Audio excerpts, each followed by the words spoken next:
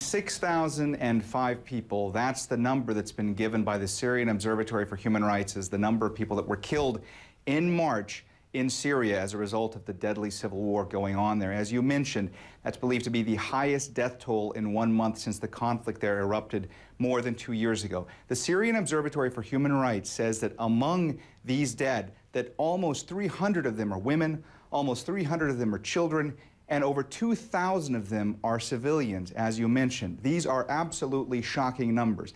And as you also mentioned, the UN had estimated last month that over 70,000 people have been killed since the beginning of the conflict in Syria. It's believed that that's an underestimate, that in the long term that the number will be discovered to be a lot more. It's very difficult to report accurate numbers when it comes to casualties in Syria. Now, we spoke to Rami Abdel Rahman. He's the head of the Syrian Observatory for Human Rights.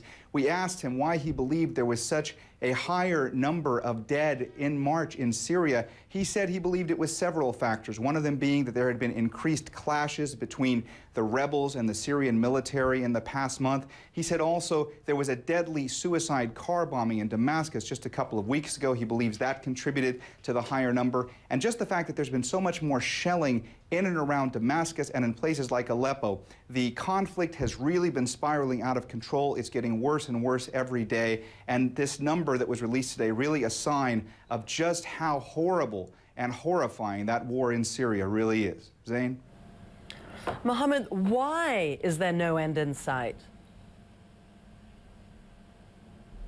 There's been no end in sight as far as, you know, breaking this deadlock on the diplomatic front. You've seen several attempts by the Arab League, by the joint UN Arab League envoy, by other international bodies to try to get the Syrian regime and the Syrian opposition to negotiate some sort of solution. And despite all the talks, and despite the fact that the Syrian opposition has recently taken over the seat in the Arab League of Syria, none of that has helped. It's had no practical impact on the ground in Syria. You also have an opposition in Syria that is rife with divisions. The military doesn't seem to take command from the interim government that's been set up by the opposition.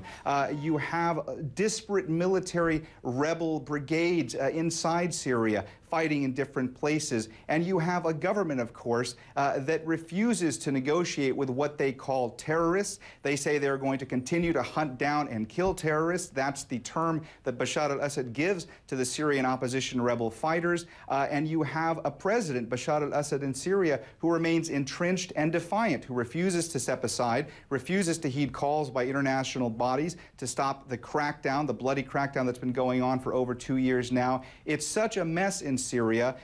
There's no talking going on. Meanwhile, thousands upon thousands being slaughtered as a result of this war that goes on unabated.